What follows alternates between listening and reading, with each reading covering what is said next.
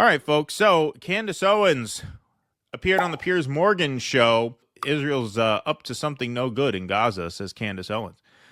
Piers Morgan starts quibbling with her over this, and this is the strongest I've seen from her, the most righteous I've seen from her in terms of an interaction with another person. So she schools him. She owns him. There we go. The larger discussion that's happening right now is whether or not having survived a Holocaust gives you the permission to commit a Holocaust. And for whatever reason, people have been, what I would say, milking the Holocaust narrative in the same way that Black Americans were milking the slavery narrative and essentially saying, like, we lived through this and we survived this. And so now nobody can say that anything we do is wrong. And that's the big issue today, is that we have so many people that will not recognize that it is totally feasible that a Jewish person, and I'm speaking here about Bibi Netanyahu, could do something as horrific as what was done to the Jews throughout World War II or throughout history. But is that an accurate comparison? I'll tell you why I say that. As we know, I mean, because I want to keep my job. Yes. Well, yes, it is an accurate comparison. And you notice Candace says there, she says, you're justifying doing something horrible to somebody else because something horrible was done to you. Something horrible, right. So she's not engaging in denialism. What she means by the narrative there is she means that never again applies to one race everyone. Of people. Right. Yeah. Well, she's saying never again. Should apply to everyone. Should apply to everyone. And in Israel's case, they see it only as applying to themselves. So here we go. He challenges her. He challenges her on this claim. Throughout history. But is that an accurate comparison? I'll tell you why I say that. As we know, I mean, whatever Dan Bilzerian wants people to believe, 6 million Jews were killed in the Holocaust. Another 6 million people were murdered by Hitler and the Nazis. The numbers of people being killed in Gaza are, in my view, have gone way beyond what is acceptable as a response to October the 7th. However, you're still talking about, at the moment, a death toll of under 50,000. There's no comparison in the amount of dead people compared to the Holocaust. So okay, first of all, that's bullshit. It's not less than 50,000.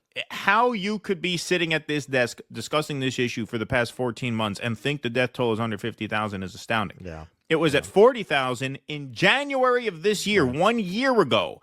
We're 14 months into this now. Within 2 months, it was at 40,000, and then we stopped getting official counts because there was no infrastructure available to generate official counts. You mean to tell me only 10,000 have died this year? If 40,000 were killed in the first 2 months, you're telling me fewer than 10 were killed in the past 12? That makes no sense, number one. Number two, Gaza is a population of 2 million people. So you're comparing apples and oranges. You're saying, well, if 6 million were killed in the Holocaust, then how can you be saying this is a Holocaust when the numbers are different? Well, if everyone was killed in Gaza, it'd be 2 million. You can't get to 6 million. So first, and why are you litigating the number? Holocaust means death by fire. That's what it means. Death by fire. So firing a missile into a field hospital and burning the patients alive in the field hospital, that's a Holocaust. It's happening to well over 50,000. Even if it was 40,000, it would be a Holocaust. That's not exaggeration at all. Do they need to set up gas chambers for it to be analogous? Because it seems like that's what a lot of these people fall back on. Yeah. If it's not structurally and aesthetically exactly like Nazi Germany, it's not a Holocaust. Yeah. No, it's just amazing. It's just amazing. Here, I'm going to look this up right now. Where is it? Here. Holocaust, a sacrifice in which the offering was burned completely at an altar, destruction or slaughter on a mass scale, especially caused by fire or nuclear war. That's the Google definition of a Holocaust. Death by fire. How many images have we seen? People engulfed in flame. So you tell me, what, you want to quibble? You want to talk semantics? You want to talk numbers? And what was it? Was it Lancet that offered a report in this 186,000 saying, right, so you got to be over 200,000 at this point easily. Yeah, I would say easily. Even if you don't believe the Lancet study, cut it in half. You can't say it's under 50. That's just ridiculous. Right. It was over 40 2 months in. Right. Yeah. We're at a year from the last official count. You can't say it's under 50. Well, and this shows you what dishonest actors these people are, because Piers Morgan, he's not stupid. No. He knows that the number from last year is not relevant to the conversation. This is what I mean. They're bad faith. I said this. I picked up on this immediately. every conversation Piers would have about this, he acts as if it's the first one he's ever had. Right. So what's Right. the point of bringing Right. on Norm Finkelstein to Right. talk about this if you're just going to act like you never heard it when you talk to the next guest? The point of being a journalist is to bring knowledge to the next conversation. Not for these people. Not for these people. Nope. They're All right. So it's a product. It's a product. He's running a wrestling show. exactly. All right. Here she goes. Do you understand why? But it is a Holocaust, what's happening. Well, is it though? Yes. See, The 'cause burning I think bodies, language is really important. I think in language these is really things. important as well, and that's People why say Holocaust. Yeah, I think language is really important. That's why I just read you the definition. Death by fire. Burning people alive means committing a Holocaust. Yeah, you're right. Language is important. She takes it from here. Genocide. I and so think on. what's happening is a Holocaust. The burning bodies of the children that I'm seeing every day, and we read spoke the about this dictionary. on my show, but I have recognized that the ability to see this stuff every day has transformed my opinion. Maybe the numbers wouldn't have gotten so high if people had spoken up when it was happening at the very beginning during World War II.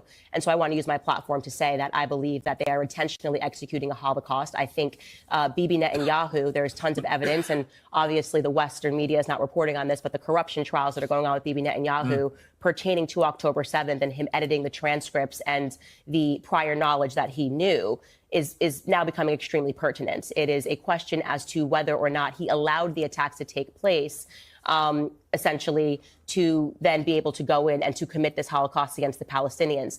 Now, based on everything that I've looked into and stuff that I had not seen before, because the Western media doesn't cover it, Bibi Netanyahu caught off camera speaking about how he had no intention of following the Abraham Accords and how he was going to get around it. He has, I believe, genocidal ambitions, and that's enough. We don't need to dispute, go backward or forward. Do I think Bibi Netanyahu has genocidal ambitions against the Palestinians? The answer is yes. Boom. Yep. Boom. Yep. Mic drop. Well done. Yep. Well done. The fact that this is still quibbling 14 months later just shows you what a bad faith actor he is. And look at how easily she shut him down. And notice he didn't cut her off during any of that. He didn't cut her off. He couldn't. He couldn't stop her. She says there, hey, if people had spoken up earlier during the Nazi Holocaust of the Jews, you could have, if not prevented it outright, you could have mitigated it. You could have intervened sooner. So that's why I'm doing what I'm doing now. And, there is a sort of spectrum of... Now that's a checkmate kind of a move with those people. Well, yeah, of course. It's very hard for them to argue with that. Of course. Of course. And she's one of the only people on the right who goes there. I talked about this when we interviewed Greenwald over a year ago now. There's like a spectrum of right-wing takes on Israel. There's the Shapiro take, which we all know. There's the Candace Owens take, which we all know. And then I would say most of like the online right, like our peers who are kind of right of center, are more in the Tucker lane, which is what's in it for us to support Israel? Right. Why do we do it? Isolationist argument. Right. They have a certain skepticism about our involvement and Israeli influence on our politics, but they don't express that kind of well-placed, in my view, obviously, righteous anger about the immorality of the Israeli state the way she does. She's one of the only people on the right who does that, by far the most prominent. And that's why the rift happened at Daily Wire, because to think that she, used to work for these people, we covered a video a couple weeks ago where she said, I'm ashamed to have ever known them. I'm ashamed to have ever known them. And this is where I say, at the end of the day, look at Candace's numbers. Most of the people in that lane, the actual listeners, the actual viewers of these podcasts, are not siding with Israel. Right. You dropped that Rescue the Republic clip where I interviewed some of the MAGA for Palestine people. Yeah, some people in the comments who were like, I've never seen these people. If you've never seen these people, then you haven't gone to any MAGA events. Right. Most of the people that when I go to a MAGA event, very often you'll have, in the New York area, you'll have the Hasidic Jews there holding up the flag. You look at how people around them are reacting to it, it's like, what are you going to do? The boss is inviting these people. I'd rather they weren't here. That's the vibe you get from them, man. You don't see people like, yeah, fucking Israel! Right. You don't see that, man. It's like, because Trump talks it up, they tolerate it. That's the vibe you get. They tolerate it, but they don't like it. No, her USS Liberty interview has 5.1 million views on YouTube. 5 million And views. that is one of the areas where Trump and his whole team are just completely at odds with their own base. It will be interesting to see how this plays out. In the previous segment, we covered the O'Brien interview. O'Brien's talking about how he's going to bring Jeff Bezos to his knees. Trump's having dinner with Jeff Bezos at Mar-a-Lago the other night. Right. How does all this play out? Where does Trump land? Most of his base does not like these wars in Israel. Is he just going to continue? And does that impact people's perception of him?